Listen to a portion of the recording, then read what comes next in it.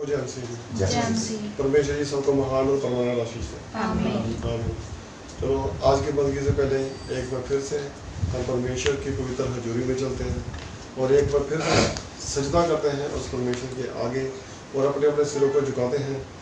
इस बंदगी से पहले सभी बहनों से रिक्वेस्ट है, प्लीज़ अपने अपने सिर को चेक कीजिए, अपना सिर पूरी तरह से कवर कीजिए और सभी भाइयों से रिक्वेस्ट है कि आंखें बंद करके, बहनें भी आंखें बंद करके परमेश्वर की पवित्र हजूरी में चलिए, क्योंकि आज परमेश्वर में परमानेंट आशीष देने वाला है, हर तरह की समस्या से बचाने वाला है और महान बरकतें भी देने वाला है।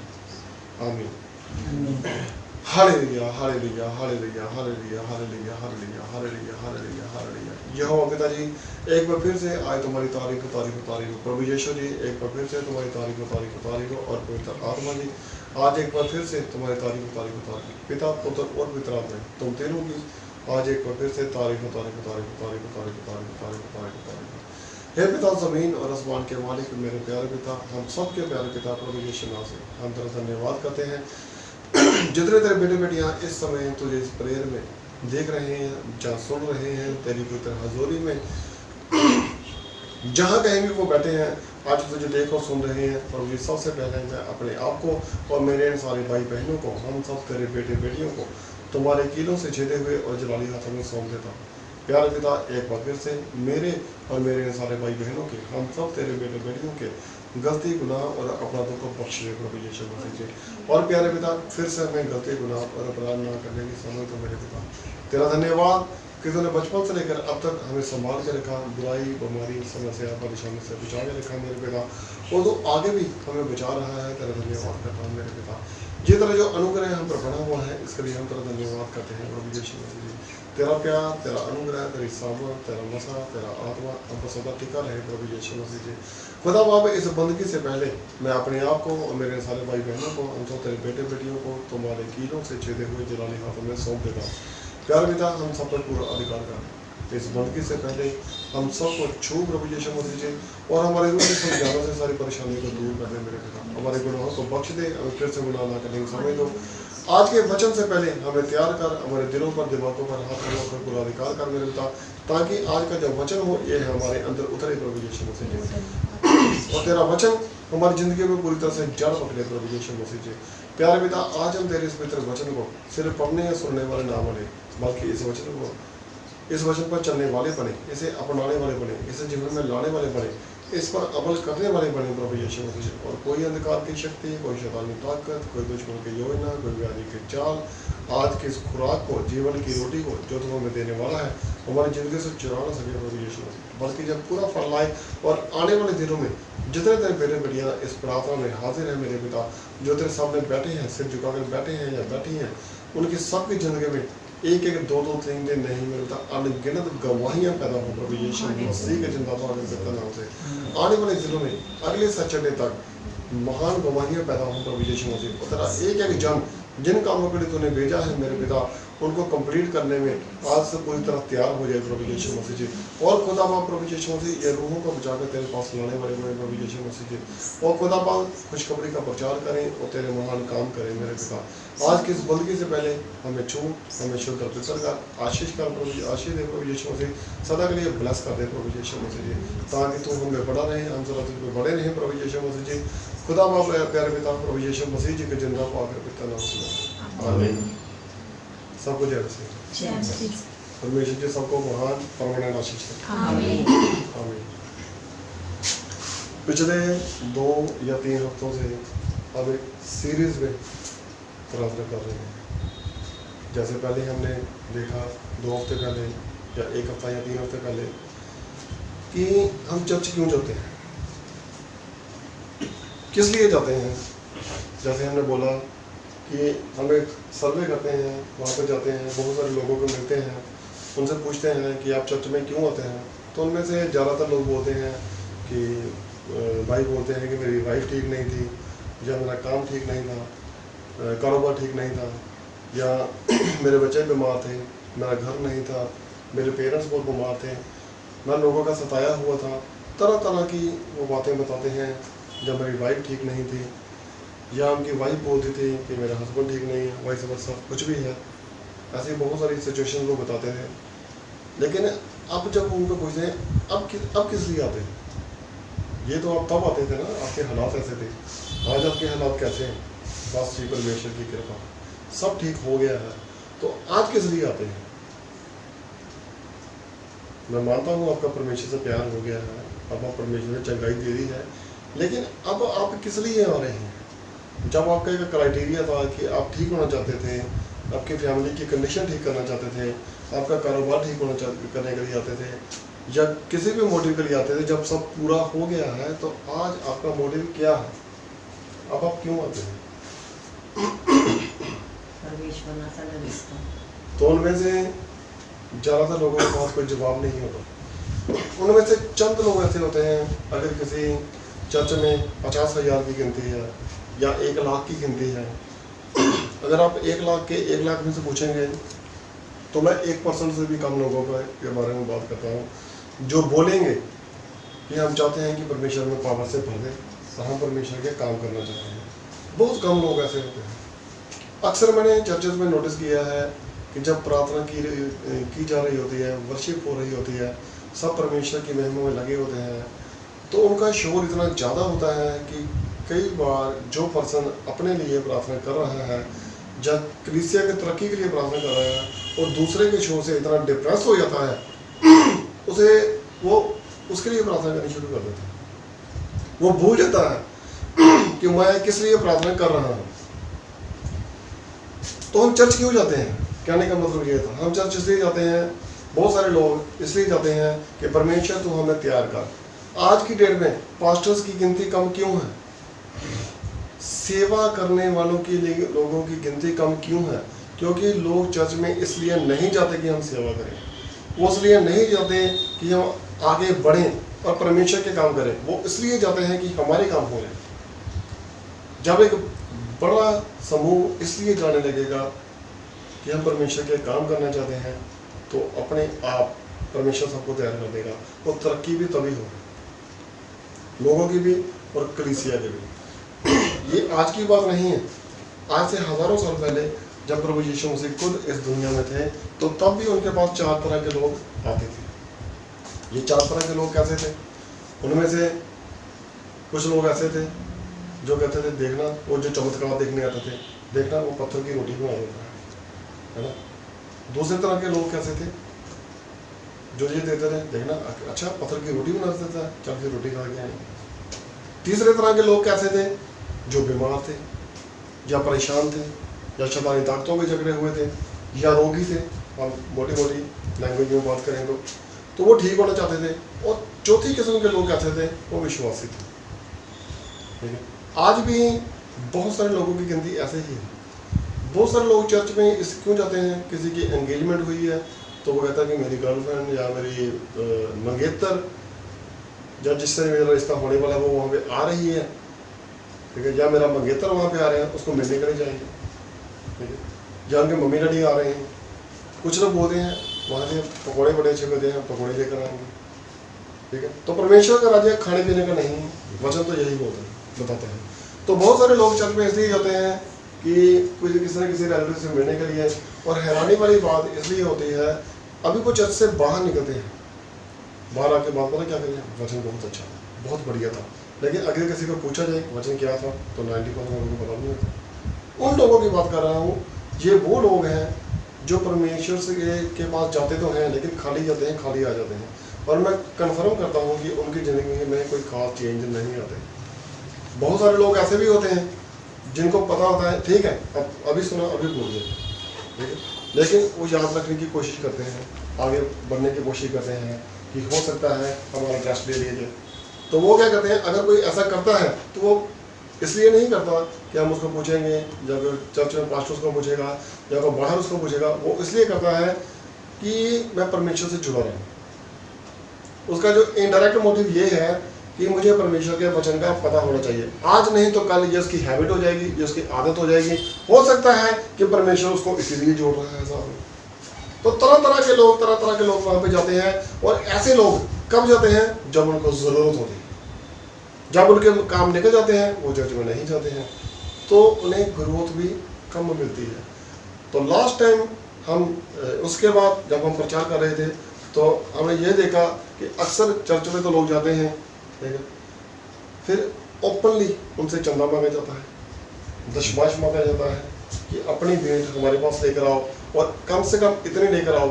एक पर्सन जिसके पास रोजगार नहीं है, जिसके पास काम नहीं है, और आप बोलते हैं कि आपके लिए जो जरूरी है कम से कम इतने पैसे, कुछ भी हो, चाहे 200 रुपया हो, चाहे 500 हो, या 2500 हो, या 5000 हो, कुछ भी हो, उनको फोर्स किया जाता है कि इतने पैसे चाहिए, आप लेकर आओ, परमेश्वर आपके घर को भर देगा, ठीक है।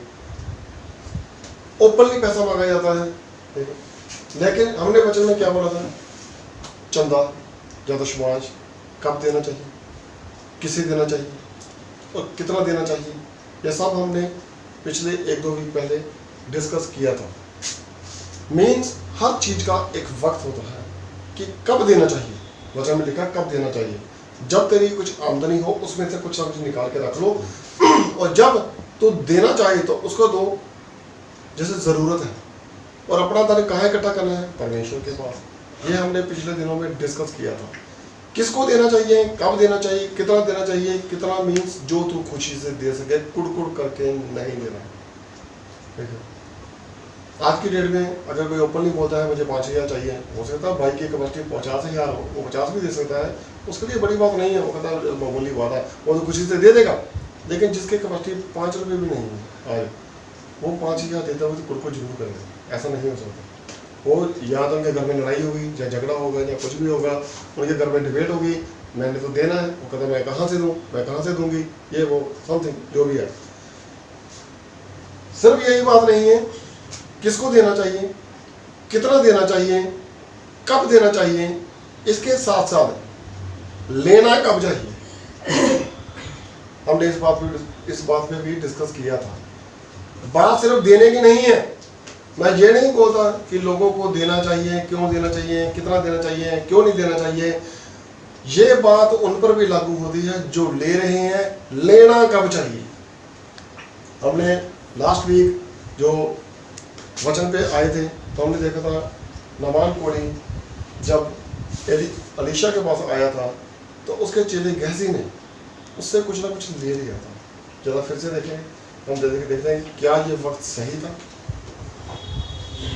दूसरा राजा उसके 5 नंबर अध्याय पे 25 या 6 पे लिखा होगा, 24 पे लिखा होगा।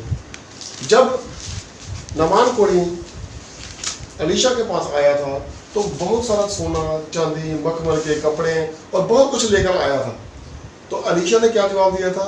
मुझे उस परमेश्वर की शपथ, मुझे उस परमेश्वर की शपथ, मैं तुमसे एक पैसा भी नहीं लूंगा। और गेहजी ने क्या बोला था कि मैं तुझे ऐसे जाने भी नहीं दूंगा, मुझे भी उस परमेश्वर की शपथ। और वो उसके पीछे पीछे गया, भाग कर कुछ ना कुछ लेकर आया।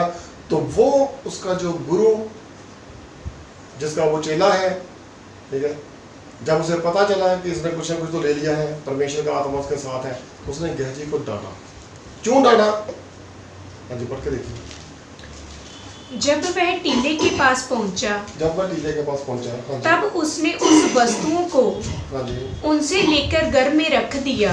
उसने नामान कोढ़ी के पीछे पीछे भागकर कुछ उससे सामान ले लिया, कुछ वस्तुएं ले ली, कुछ कपड़े, थोड़ी सी चांदी वगैरह वगैरह जो भी उसने लिया, और अपने घर में छुपाकर दोबारा अलीशा के पास आ गया। हाँ जी। और उन मनुष्य को विदा किया। उस मनुष्य को बोला आप चाहिए, जो उसके बारे में सामान लेकर आए थे उसके घर में। हाँ जी। और वे चले गए। हाँ जी। तब वह भीतर जाकर हाँ जी अपने स्वामी के सामने खड़ा हुआ। अब फिर से सेवा के लिए आ गया। सेवा तो किया करता था, हमेशा वो उसके सामने ही रहता था, अपने गुरु के या स्वामी के, तो सामने खड़ा हो गया। अब जब वो ऐसा कर रहा था तो क्या किसी का दिल दुखी हो रहा था? मेरे ख्याल से गेहजी का तो नहीं हो रहा था, मेरे ख्याल से नामान कोढ़ी का भी नहीं हो रहा था। अब वो कोढ़ी नहीं रहा था, अब वो ठीक हो गया था। अब हम उसको सेनापति नामान बोल सकते हैं, है ना, क्योंकि शुद्ध हो चुका है, अब कोढ़ी नहीं रहा हुआ है। तो किसी का मन दुखी हो रहा है? मेरे ख्याल से अलीशा का मन दुखी हो रहा था, क्योंकि उसका दिल तब उसके साथ था। हाँ जी। अलीशा ने उससे पूछा, हाँ जी, हे गेहजी, तू कहाँ से आता है? हे गेहजी, तू कहाँ गया था?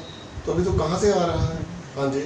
उसने कहा, तेरा दास तो कहीं नहीं गया। दूसरी गलती, झूठ बोल दिया फिर से। पहली गलती क्या थी? पीछे से आगे मांग के ले आया। दूसरी गलती क्या है? गुरु से पर्दा डाल रहा है कि नहीं जी नहीं, मैं तो कहीं नहीं गया, तो मैं तो यहीं भी था बस। हाँ जी। उसने उससे कहा, हाँ जी। जब वह पुरुष इधर मुंह फेर कर हाँ, तो उससे मिलने को अपने रथ पर से उतरा। देखो जब वो रथ जा रहा था तो उसका फेस सामने था, नामान का। तो जब जो किसी ने बताया कि पीछे से कोई दौड़ा आ रहा है तो उतरा और मुंह फेर कर पीछे निकला। हाँ भाई क्या चाहिए, ठीक है। तो तब अलीशा ने क्या बोला? तब से वह पूरा हाल मुझे मालूम था। तब से मुझे पूरा हाल मालूम था जब वो पीछे मुड़ा था। हाँ जी। क्या ये समय चांदी या वस्त्र या ये यतून या दाख की बारियां? इसे दोबारा पढ़िए, इसी वर्ष को जो अभी आप पढ़ रहे हैं। इससे पता चलता है समय, हर चीज का एक वक्त होता है। जैसे वचन में लिखा है दान कब देना चाहिए, किसे देना चाहिए, कितना देना चाहिए, क्यों देना चाहिए, सब कुछ लिखा हुआ है। कब देना चाहिए उसमें ये लिखा है, लेकिन कब मीन्स एक वक्त है। और लेना कब चाहिए इसका भी एक वक्त है। और ये वर्ष हमें यही बताती है। हाँ जी, फिर से देखिए। क्या ये समय चांदी या वस्त्र या जैतून या दाख की बारियां, भेड़ बकरियां, गाय बैल और दास दासियां लेने का है? क्या ये समय सही था? जो भी तू उससे लेकर आया है, उसके दासों ने अपना सारा उसके दासों पर लाद कर उन्होंने सारा सामान गद्दियों पर लाद कर सारा सामान तेरे घर में भेजा। क्या ये समय सही था? अरे बेवकूफ, ये उसके कोड की कीमत थी जो वो लेकर आया था। आज वो इसलिए आया है, ये वही सेनापति है जो हमारे देश में आता था, यहाँ पर लूट मार कर रहता था, हमारे यहाँ से लड़कियों को उठा के लेकर गया था। आज वो सोना चांदी लेकर क्यों आ रहा है? क्योंकि वो अपनी कीमत लेकर आया। और ये कीमत वो इनसे नहीं लेनी चाहिए थी, ले लेता। बहुत सारे वक्त आएंगे। ये किसके लिए है? लेने का भी एक वक्त है। किसी को फोर्स करके मत लो। वचन ये बताता है जो खुशी से दे रहा है। अगर आज किसी के घर में तंगी है, या खाने को रोटी नहीं है, जब परेशानी है, और हम उसको बोल रहे हैं कि इतने पैसे चाहिए, डायरेक्टली नहीं बोल रहे, जो दे सकता है उससे बोलते हैं कोशिश कीजिए सब इतने लेकर आइए। तो जो कम दे सकता है उनके घर में झगड़ा जरूर होता है, ऐसा होना चाहिए, ऐसा होना चाहिए। क्या हमें नहीं लगता कि हम कलेश का कारण है? हम उनको क्यों फोर्स कर रहे हैं? जिस दिन वो खुशहाल हो जाएंगे, उनकी प्रॉब्लम्स हल हो जाएगी, आप उनसे ना भी मांगेंगे तो उन्हें कोई देने से रोक नहीं सकता। वो आपको देंगे और आप बोलेंगे हमें नहीं चाहिए, वो तो भी देके जाएंगे, क्योंकि वो वक्त है उसके देने का, और वो वक्त है हमारे लेने का या आपके लेने का। ठीक है, तो ये सब कुछ किस पे डिपेंड करता है? वक्त पे। देने का वक्त है तो लेने का भी वक्त है। आगे बोलिए। इस कारण से नामान का कोड तुझे और तेरे वंश को सदा लगा रहेगा। दूसरी चीज, तीसरी चीज जो इसमें बताई गई है, उसने क्या किया? वो कीमत क्या थी? वो कोड की कीमत थी। तो उसे क्या मिला? अगर किसी को फोर्स करके उससे कुछ लिया जा रहा है, तो अगर किसी को कोई बीमारी है, वो परमेश्वर के पास आया है। हम मानते हैं, वचन में बहुत जगह लिखा हुआ है कि हमारी जिंदगी में जो बीमारियां और गुनाह आ जाते हैं, प्रॉब्लम्स आ जाती हैं, डेफिनेटली हमसे पाप हुआ है। तो अगर वो कुछ लेकर आया है तो ये पाप की कीमत है। ठीक है, तो अगर हम उसे ले लेते हैं तो क्या आता है? शाप। तो क्या पास्टर पे ये श्राप नहीं आ सकता? जो ले रहा उसमें भी आ सकता है। इसमें किसी पर्सन का नाम नहीं लिखा हुआ, बात उसकी हो रही है जो ले रहा है।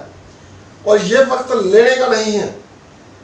जो खुशी से दे रहा है उससे लो, लेकिन जो दुखी होकर दे रहा है, डेफिनेटली अगर उसकी लाइफ में प्रॉब्लम है तो श्राप आपकी लाइफ में आ सकता है। हाँ जी। इस कारण से नामान का कोड हाँ जी, तुझे और तेरे वंश को सदा लगा रहेगा। इस कारण नामान का कोड तुझे और तेरे वंश को सदा लगा रहेगा। तो इस कारण से उसे श्राप मिला कि नामान का कोड अब तुझे लगा रहेगा। सिर्फ तुझे नहीं, तेरे वंश पे भी। वंश को क्यों? उसी को क्यों नहीं? क्योंकि वचन कहता है अगर कोई मेरे सामने गुनाह करता है तो मैं उसके 4 पीढ़ियों तक उसे बदला लूंगा। अब ये गुनाह उससे हुआ तो उसके वंश पर भी ये प्रॉब्लम चलेगा। अगर आज हम कोई अच्छा काम करते हैं या रोजगार करते हैं, हम 4 पैसे कमाते हैं, इकट्ठे करते हैं, चाहे हम बेईमानी से पैसे इकट्ठे करके लेकर आए हैं, अगर बेईमानी करके अगर हम मेहनत से काम कर रहे हैं, मान लीजिए हमने 1 लाख रुपए मेहनत से कमा रहे हैं, हम सोचते हैं यार एक बेईमानी का सौदा करके 10 लाख आ सकता है, तो ये 10 लाख हम किसके लिए कर रहे हैं?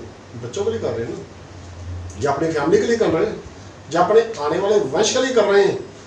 तो जब ये बुराई आएगी, प्रॉब्लम आएगी, तो तकलीफ भी उसी को झेलनी पड़ेगी, वो वंश को ही झेलनी पड़ेगी, ठीक है। उसका हिस्सा अगर वो सुख में है तो दुख में भी है। तो परमेश्वर के उस बच्चे ने उसे क्या बोला, अब से ये कोड तुझे और तेरे वंश में, क्योंकि परमेश्वर का वचन कहता है कि शराब तुम्हारी जनरेशन तक चलेगा।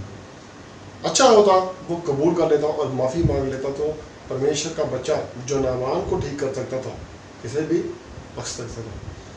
दूसरी चीज़ क्या होती है, हम चर्च तो जाते हैं लेकिन हमारे अंदर वो स्वभाव नहीं है जो परमेश्वर का वचन कहता है कि मजदूरी और बोझ से दबे हुए लोगों मेरे पास आओ, मैं तुम्हें विश्राम दूंगा। कैसे? पहले मुझसे सीखो कि मन में नम्र और दीन, फिर तुम अपने मनों में विश्राम पाओगे। अगर हमारे नेचर में चेंज नहीं आ रहा है तो हमें आराम नहीं मिलेगा, हमें सीखना है। तो वचन क्या कहता है कि हम पर प्रॉब्लम आएगी अगर किसी से हम गलत समय में पैसा ले रहे हैं, कुछ ले रहे हैं। चाहे मैं पास्टर की बात नहीं करता, बहुत सारे लोग जो घरों के हैं, हमारे जैसे लोग भी हैं जो सेवकाई करते हैं, वो इनके पास लेकर आता है। मुझे याद है आज से लगभग 3 साल पहले की बात है, मेरे पास एक लेडी घर में आई थी, उसके पेट में बहुत ज़्यादा दर्द थी, वो हमारे पास एक सोफे पे बैठ गई और उससे हिला नहीं जा रहा था। उसका हस्बैंड उसे बड़ी मुश्किल से लेकर आया था। मैंने उसे बोला, हाँ जी बहन जी क्या दिक्कत है? कहते पाजी मैंने ऑपरेशन करवाया था पेट का, लेकिन वो सक्सेसफुल नहीं हुआ, मुझे हर्निया का ऑपरेशन दोबारा करना पड़ेगा, तो मेरे लिए प्रार्थना कर देंगे? मैंने सुना है आप प्रार्थना करते हैं बंदा ठीक हो जाता है। मैंने कहा हाँ जी सुना है, लेकिन विश्वास करना पड़ता है फिर बंदा ठीक होता है। मैं ठीक नहीं करता, प्रभु यीशु से ठीक करता है, विश्वास करना पड़ता है। तो वो पहले इधर उधर देखने लगी, अब मेरे लिए प्रार्थना करेंगे? हाँ जी करेंगे, क्यों नहीं करेंगे? छोटे छोटे बच्चे थे उसके, उसका हस्बैंड उसके साथ था, तो कब करेंगे? जब मर्जी बोलिए, जब आप विश्वास करेंगे तब कर देंगे। बोलो कब करना? नहीं अभी कर देंगे। हाँ जी अभी कर देंगे, मैं फ्री हूँ, बताइए। तो हाँ बोलो क्या बात है? मैंने बोला ओपनली बोलो क्या बात है? नहीं पैसे कितने लेंगे? पैसे कितने लेंगे? किस चीज़ के पैसे लेंगे? प्रार्थना के। मैं कहा जी नहीं हम पैसे नहीं लेते, ये तो परमेश्वर ने ठीक करना है। अगर आप ये सोच कर आए हैं कि मैं पैसे लेके चंगी हो जाऊंगी तो नहीं, सॉरी हमारे पास नहीं है। आप किसी भी चर्च में चले जाइए, वहाँ जाके प्रार्थना करा लीजिए, हम पैसे नहीं लेते।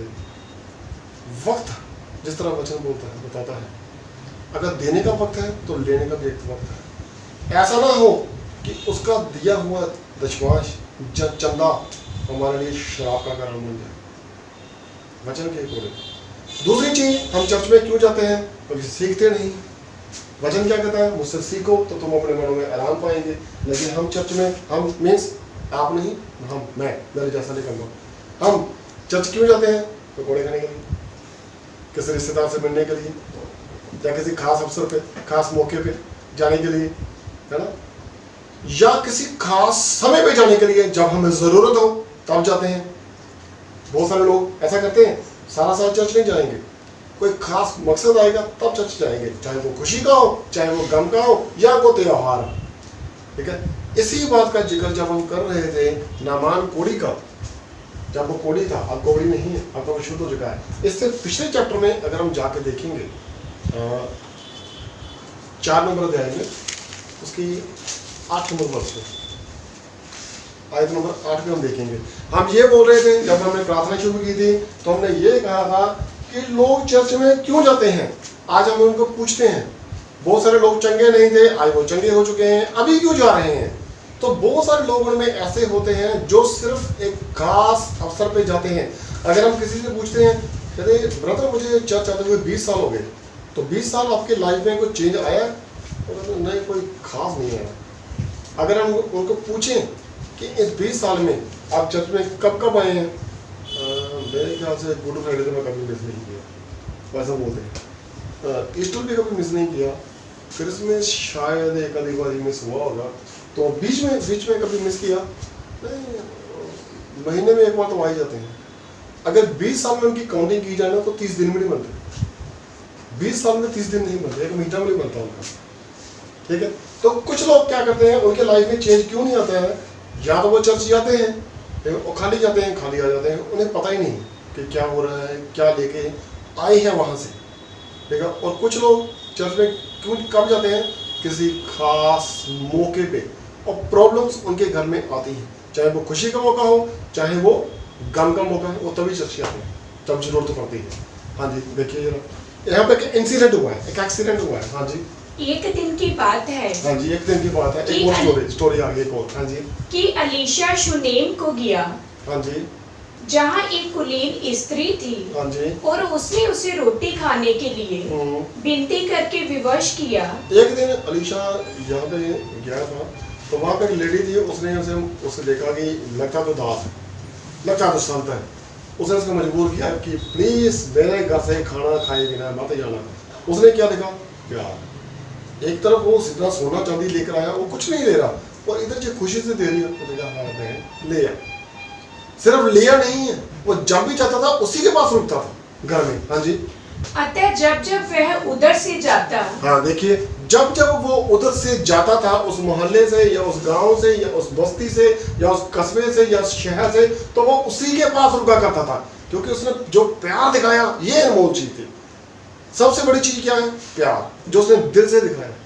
हाँ जी, तब तक वह वहाँ रोटी खाने को उतरता था। हाँ जी, उस स्त्री ने अपने पति से कहा, हाँ जी, सुन, ये जो बार बार हमारे यहाँ से होकर जाया करता है, हाँ जी, वह मुझे परमेश्वर का कोई पवित्र भक्त जान पड़ता है। देख लो, अब उसकी देखने वाली आंखें हैं। उसने उसका स्वागत क्यों किया, क्योंकि वो परमेश्वर का भक्त है।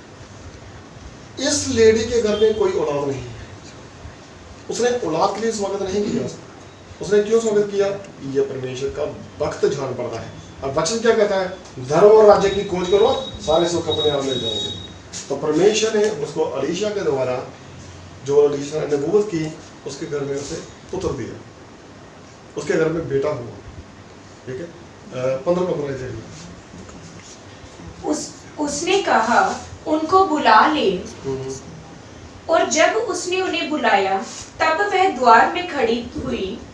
तब उसने कहा, वसंत ऋतु में दिन पूरे होने तक तू एक बेटा छाती से लगाएगी। देखो, उसे पता था किसके घर में औलाद कोई नहीं। उसने बोला, अब की बार जब बसंत आएगी तेरी छाती के साथ एक बेटा लगाऊंगा। उसने ये नहीं कहा औलाद भी, बेटा, पुत्र की आशीष स्वर्ग से यहोवा की ओर से। वो क्या बोला करता था, वो परमेश्वर जिसका मैं दास, जिसका मैं सेवक हूँ, जिसके सामने मैं खड़ा रहता हूँ, वो उस पर इतना विश्वास करता था, उसकी कसम खाकर बोला करता था। अब की बार उसने बोला, तेरी छाती से अगले साल बसंत ऋतु में एक बेटा लगा दूंगा। हाँ जी, स्त्री ने कहा, हे मेरे प्रभु, हे परमेश्वर के भक्त, हे परमेश्वर का भक्त, ऐसा नहीं, अपनी दासी को धोखा ना दे। देख, मेरे साथ मजाक मत करना, मजाक मत करना मेरे साथ। मुझे पता है मेरी शादी को काफी साल हो गए, मेरे औलाद नहीं है, मुझे मजाक मत करना मेरे साथ, मैं बूढ़ी हूँ। हाँ, फिर स्त्री को गर्व रहा, तो और बसंत ऋतु का जो समय अलीशा ने उससे कहा था, उसी समय जब दिन पूरे हुए, तब उसके पुत्र उत्पन्न हुआ। ये जो पावर है, ये पावर कहाँ पे है? जब अलीशा ने बोला था नामान को कि जॉर्डन सी में, जैसे जॉर्डन दरिया बोलते हैं, वहां पे 7 डुबकियां लगाओ, तो पानी में कोई क्वालिटी नहीं थी। ताकत कहाँ थी, पावर कहाँ थी? उसके लफ्जों में। आज भी मैंने बहुत सारे लोग देखे हैं, कुछ लोगों को स्किन की प्रॉब्लम होती है, वो सुनते हैं यार यहाँ पे ना एक कोई छोटी सी पानी की कोई झील है, वहाँ पे डुबकी लगाएंगे तो ठीक हो जाता है। तो सुना है पानी में पावर है, बेशक पानी साफ है या नहीं, मैं उसकी बात नहीं करता, लेकिन वहाँ पे सुना है कि वो ठीक हो जाते हैं।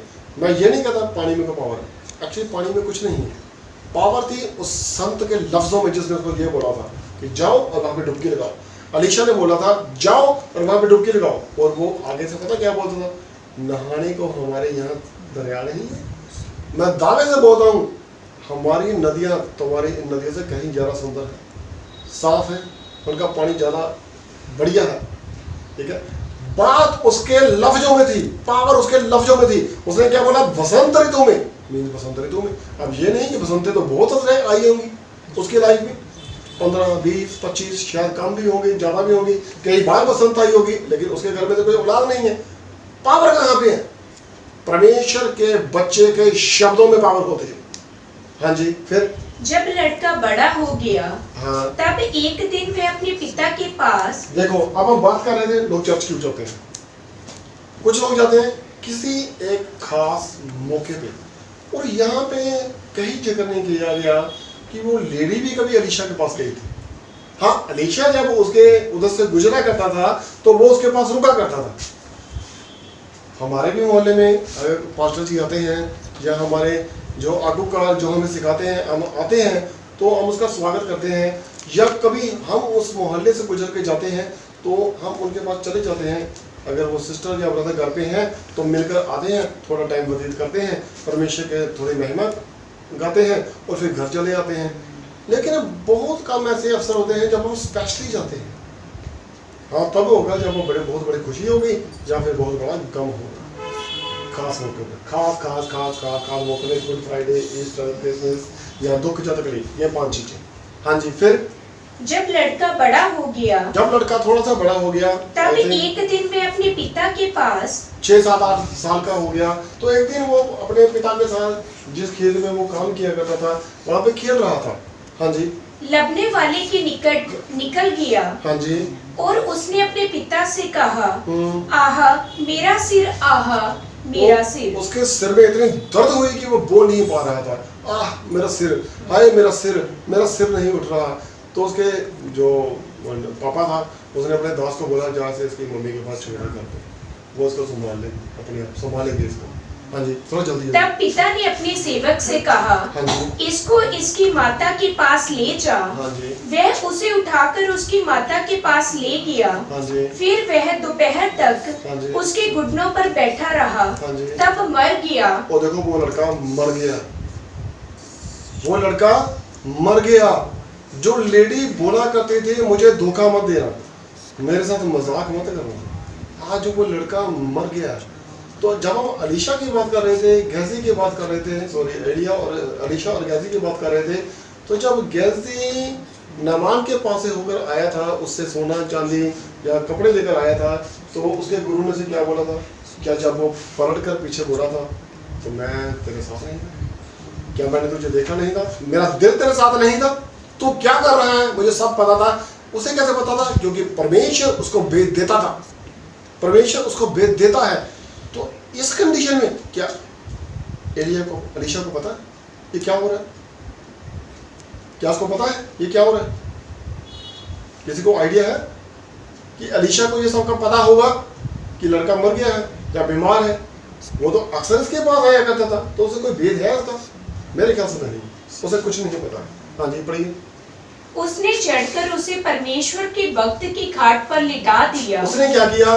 देखा कि लड़का मर गया है, उसने फटाफट उसे उठाया, जो कमरा उसने अलीशा के लिए रखा हुआ था उसे खोला, जिस चारपाई पे वो लेटा करता था उस चारपाई पे उसे लिटा दिया और दरवाजे को सावधानी से बंद किया, कुंडी लगाई, ताला लगाया, एक गधी को लिया, ठीक है, और जल्दी जल्दी से तेजी से वो अलीशा के पास जाने लगी।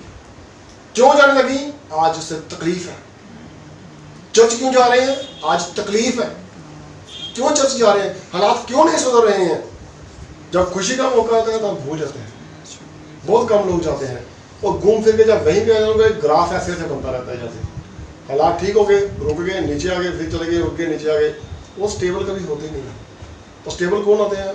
जो कहते हैं हम सेवा भी करेंगे, कोई भी सेवा मिल जाए हमें, चाहे जूते रखने की मिल जाए, चाहे किसी भी तरह की हमें सेवकाई मिल जाए, जो परमेश्वर से जुड़े रहने की कोशिश करते हैं, परमेश्वर उनको स्टेबल कर देता है, स्थिर कर देता है, और उनकी लाइफ में प्रॉब्लम्स नहीं आती। क्यों चर्च जाते हैं? किसी खास मौके पे। हाँ जी, आप ये उसके लिए खास मौका है। मेरी बात से एग्री करते हैं? क्या ये खास मौका था उसके लिए जाने का?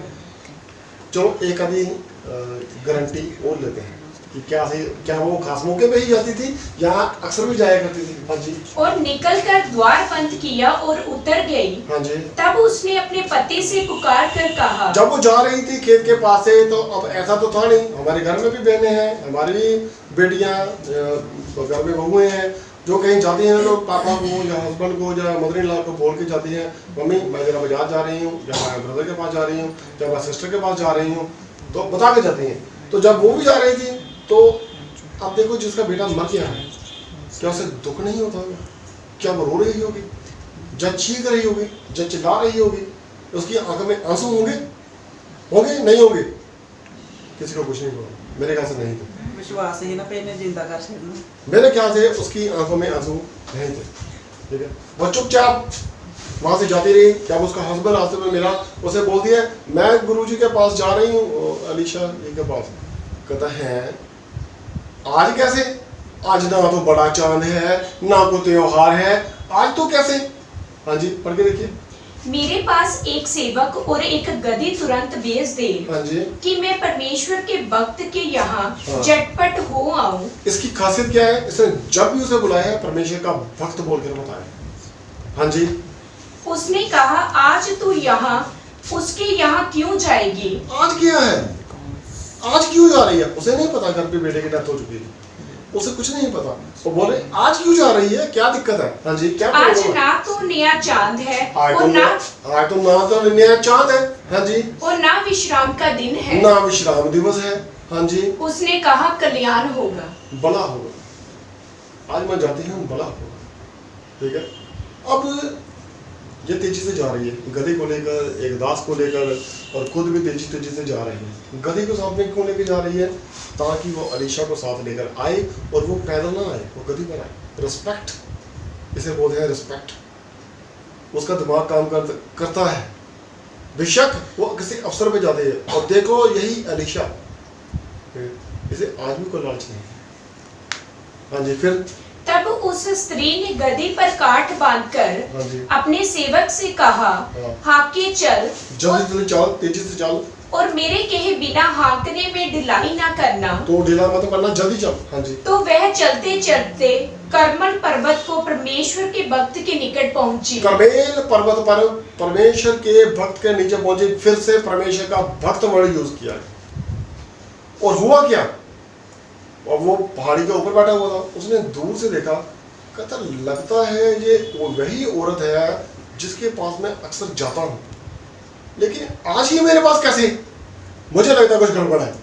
अब उसको क्या लगा? गड़बड़ है, ये तो ऐसे आती नहीं, कुछ ना कुछ दिक्कत तो जरूर है, ठीक है। उसने जोर से बोला, क्या जी? दौड़ कर जाके आ, उस लेडी को पूछ क्या दिक्कत है तुम्हें। देखो कितना बड़ी बात है, उसे पता है कौन कैसे आता है।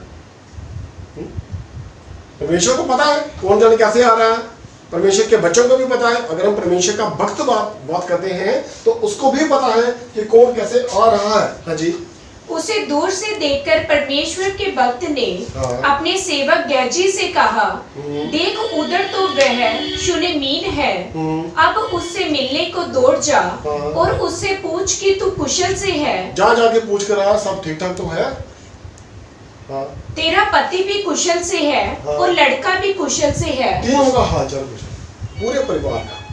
कितनी बड़ी बात है जब परमेश्वर के बच्चों की खासियत है। और हाल चाल एक का नहीं, उसे पूरे परिवार की चिंता है, ठीक है। और मुझे याद है कि जब वो उसके पास खाना खाने जाया करता था तो वो लेडी क्या बोला करती थी?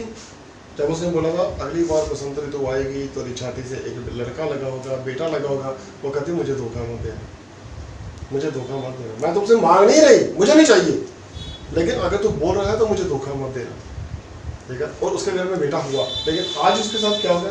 धोखा हो गया है। किस लिए? ये उस परमेश्वर के भक्त की गलती नहीं है। एक गलती किसकी है? अपनी गलती। परमेश्वर को भूल जाते हैं। हाँ जी, पूछने पर स्त्री ने उत्तर दिया, अच्छे समय में परमेश्वर को भूल जाते हैं और बुरे समय में परमेश्वर को याद करते हैं। हाँ जी, हाँ कुशल से है। अब देखो उसने गैजी को भेजा, गैजी दौड़ा नीचे गया। अब वो तो पहाड़ी पे बैठा हुआ ऊपर से देख रहा है, उसकी बॉडी लैंग्वेज को वॉच कर रहा है कि जब मेरा चेहरा से बात कर रहा है तो ये उसे क्या रिप्लाई दे रही है, ठीक तो है ना। उसने बोला घर में सब ठीक है, तू ठीक है, तेरा बेटा ठीक है, तेरा पति ठीक है। उसने बोला हाँ हाँ सब ठीक है, कोई चिंता वाली बात नहीं। अब वो रोती हुई नहीं आ रही है, चीखती हुई नहीं आ रही है, ठीक है, चिल्लाती हुई नहीं आ रही है। मैंने देखा लोगों को जब चर्च आते हैं, मैं ये नहीं कहता कि रोते हुए मत जाओ, जब चीखते हुए मत जाओ, मैं ये नहीं बोलता। परमेश्वर सब कुछ जानता है, ठीक है।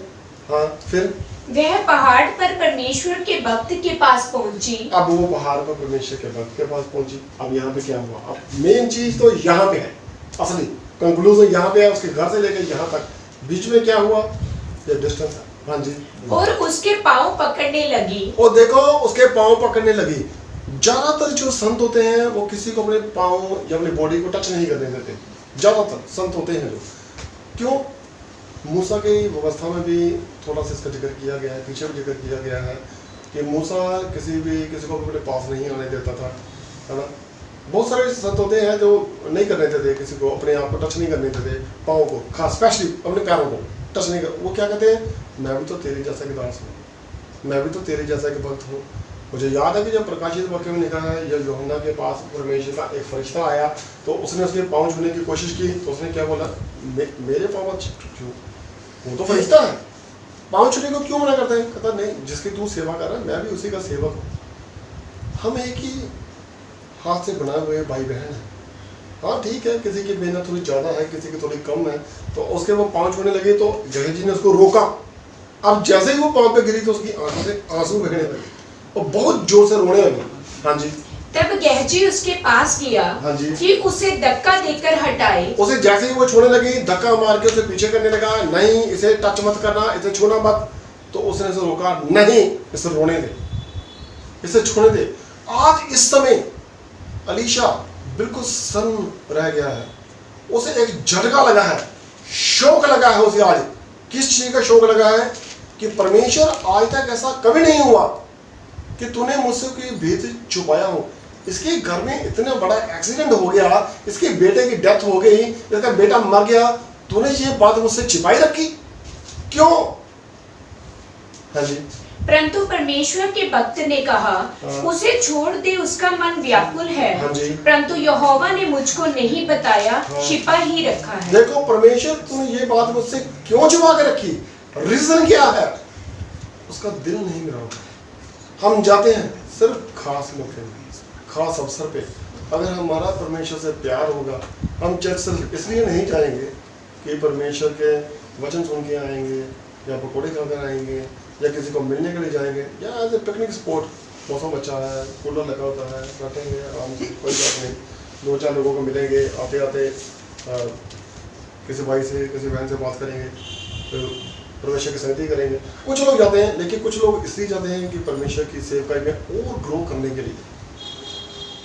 हाँ, फिर तब वह कहने लगी, क्या मैंने अपने प्रभु से पुत्र का वर मांगा था? मैंने तुमसे पुत्र मांगा था। जब उसने बोला परमेश्वर तूने ये भी छुपा के रखा, कहता हाँ बेटा क्या क्या बात? कहते मैंने तुमसे पुत्र मांगा था। क्या मैंने ना कहा था मुझे धोखा ना दे? मैंने कहा था ना मुझे धोखा मत देना, फिर मेरे साथ ऐसा क्यों किया तुमने? अब उसका मन दुखी हो गया और जल्दी से उसके घर पे चला गया। कितना नंबर बस पढ़ रहे हैं? 29 स्टार्ट करना। 32 देख लो।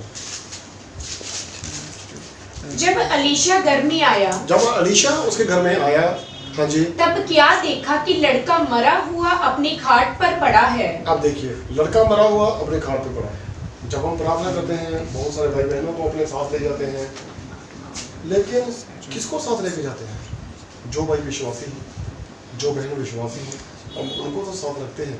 लेकिन जो बंदा विश्वासी नहीं है, भाई विश्वासी नहीं है, जो बहन विश्वासी नहीं है, हम उनसे बोलते हैं प्लीज़ या तो चुप हो जाइए या प्लीज़ बाहर चले जाइए। हम उनको अपने साथ इकट्ठा नहीं करते हैं। जो लोग विश्वासी मसीह जन हैं, मैं उनकी बात कर रहा हूँ, जो आगूकार हैं और प्रार्थनाएं करते हैं दुख सुख में लोगों की तकलीफ के लिए। मुझे याद है कि जब प्रभु यीशु मसीह ने वो 12 साल की मरी हुई लड़की को ठीक किया था, तो उसने 2 चेलों को साथ ले जाकर, याकूब और यूहन्ना को साथ ले जाकर और उसके मम्मी डैडी को साथ ले जाकर ये लिया था, और किसी को साथ नहीं लिया था क्योंकि बाकी तो सिर्फ भीड़ में हो हल्ला करने वाले थे, शोर मचाने वाले थे। उसने उन्हीं को लिया था जो आत्मिक है और विश्वासी है। और अब की बार यहाँ पर विश्वासी है, उसे पता है इसकी मम्मी भी विश्वासी नहीं है, उसे पता था इसका हस्बैंड भी नहीं, चलो वो तो घर पे नहीं है, उसे पता था कि गैस जी को भी छोड़ दिया, पीछे छोड़ दिया, ठीक है। उसे उसके दास को भी अंदर नहीं ले जाया और वो खुद अकेला गया, कहना अकेला काफ़ी हूँ, परमेश्वर से मैं बात करूँगा। हाँ जी। तब उसने अकेले भीतर जाकर हाँ जी, द्वार बंद किया और यहोवा से प्रार्थना की। देखो दुनिया के लिए द्वार बंद कर दिया, और यहोवा से प्रार्थना की। हाँ, तब 34 नंबर देखना।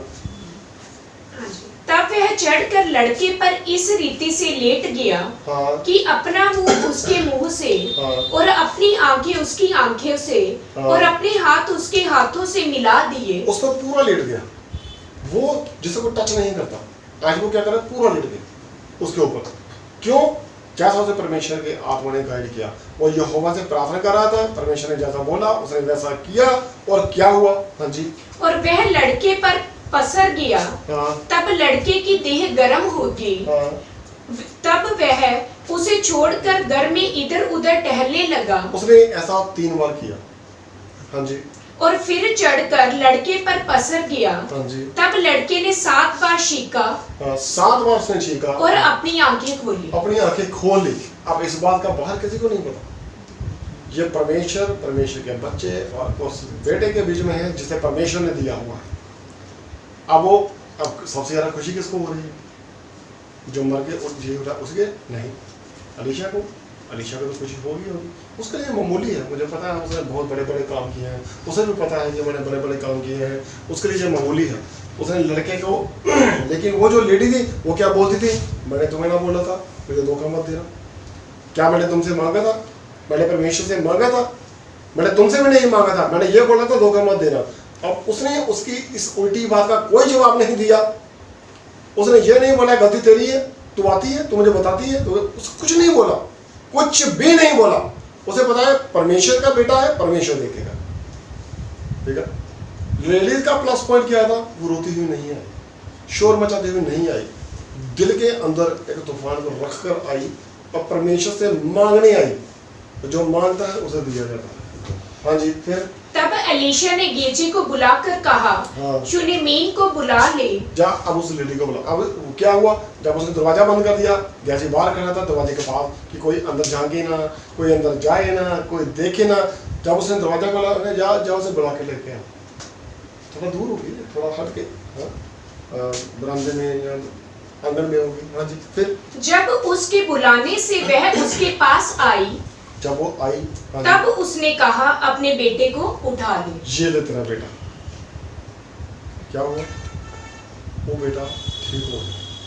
ये नहीं है कि हम किसी सिर्फ तभी परमेश्वर के पास जाते हैं और हमारी जब हमें जरूरत होती है और हमारी लाइफ में काम नहीं होते। परमेश्वर ने काम करना ही करना है। जब हमें तकलीफ दी, परमेश्वर उठा के खुशहाली में लेकर आ गया। हम दोबारा तकलीफ की तरफ क्यों जाते हैं? वहीं से परमेश्वर को पकड़ के क्यों नहीं रखते? वचन ये कहता है। बहुत सारे लोग ऐसे हैं जो जरूरत पड़ने पर परमेश्वर की महिमा करते हैं, जरूरत पड़ने पर परमेश्वर के बच्चों के पास जाते हैं। तो अभी अच्छा, चर्च जाते क्यों? ये बताइए, क्यों जाते हैं? परमेश्वर की खोज करने के लिए, यही है ना? परमेश्वर की खोज के लिए जाते हैं, परमेश्वर से मेल मिलाप करने के लिए। अब परमेश्वर कहाँ? यहाँ 2 या 3 इकट्ठे होते हैं। मैं ये नहीं कहता कि चर्च में 2 या 3 नहीं होते, वहाँ 2-3 लाख होता है। ये नहीं कि वहाँ परमेश्वर नहीं है, वहाँ भी परमेश्वर है। चर्च क्यों जाते हैं? डेफिनेटली परमेश्वर की खोज करने के लिए। हो सकता है उनके घर में वो एक ही विश्वासी हो, या वो भाई हो या बहन हो, या उसके मोहल्ले में कुछ लोग कम हो, या संगति करने का उसे ज़्यादा अवसर नहीं मिलता है, वो इसलिए चर्च जाते हैं। अगर मोटा मोटा देखा जाए तो वो चर्च इसलिए जाते हैं कि वो परमेश्वर की खोज कर रहे हैं। जबकि मुझे ऐसा लगता है कि हमें परमेश्वर की खोज करने की जरूरत नहीं है। परमेश्वर ने इतनी बड़ी दुनिया में खरबों की आबादी में वो खुद हमें ढूंढ रहा है कि कोई है जो मेरी खोज कर रहा है। हम तो चर्च जाते हैं, इस नहीं चर्च नहीं जाएंगे तो उस चले जाएंगे, उसमें नहीं जाएंगे तो दूसरी में चले जाएंगे, दूसरी में नहीं जाएंगे तो तीसरी में चले जाएंगे। ठीक है। अब जब हमारे नहीं यार इस चर्च में मजा नहीं आता, तुम मजा लेने गया था या परमेश्वर से मिलने गया था? मुझे ये बताइए। ठीक है। ये तो पकौड़े थोड़ी है जिसका मजा आएगा।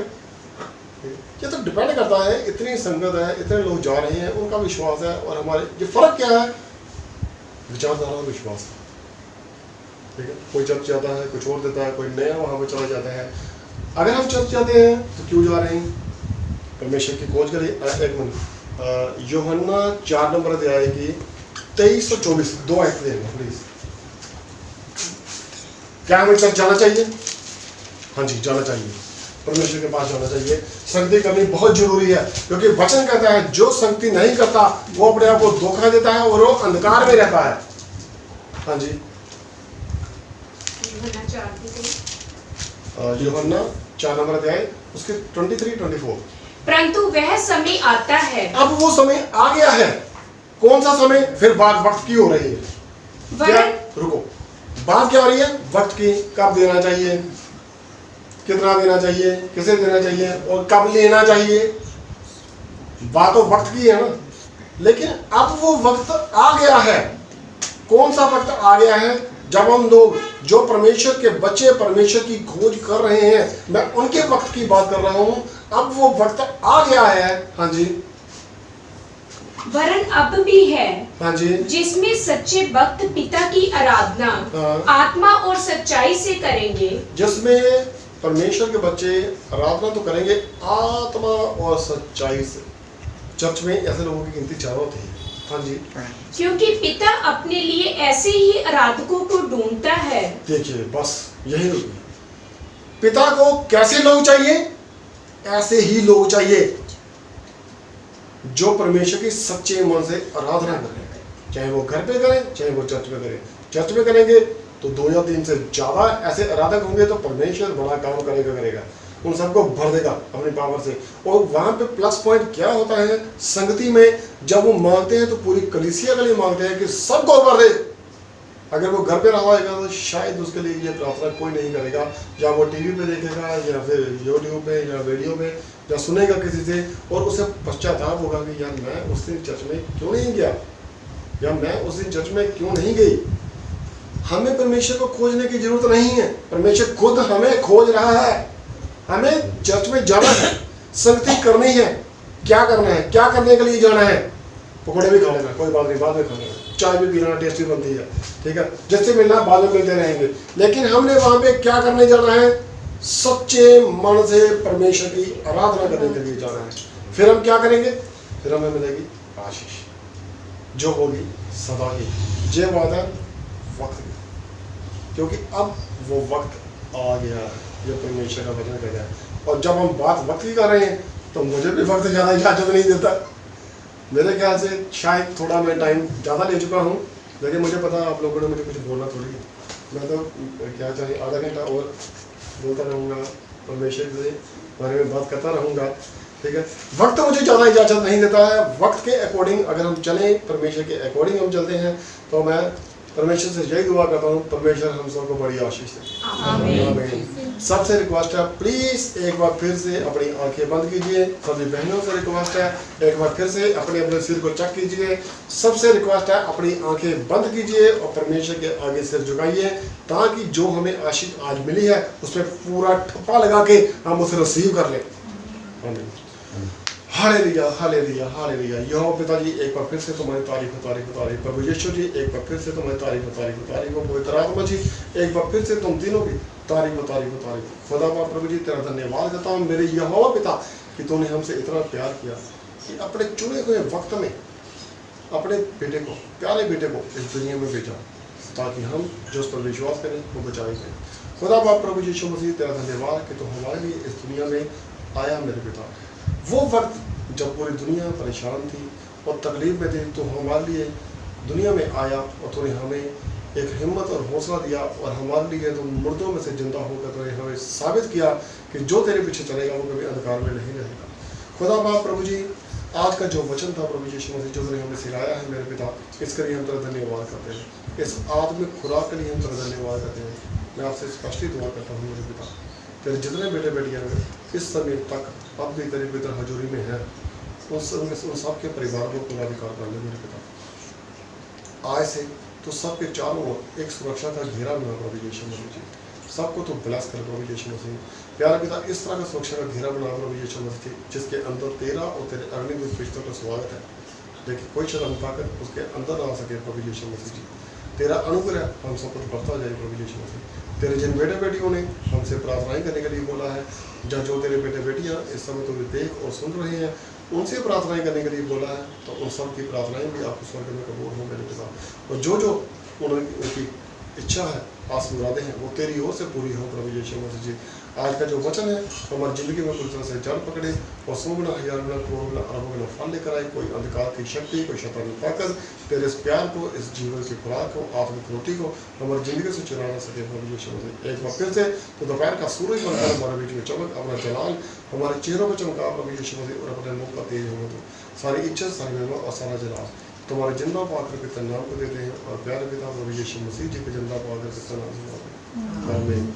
सब कुछ परमेश्वर जी हमें आशीष। आमीन।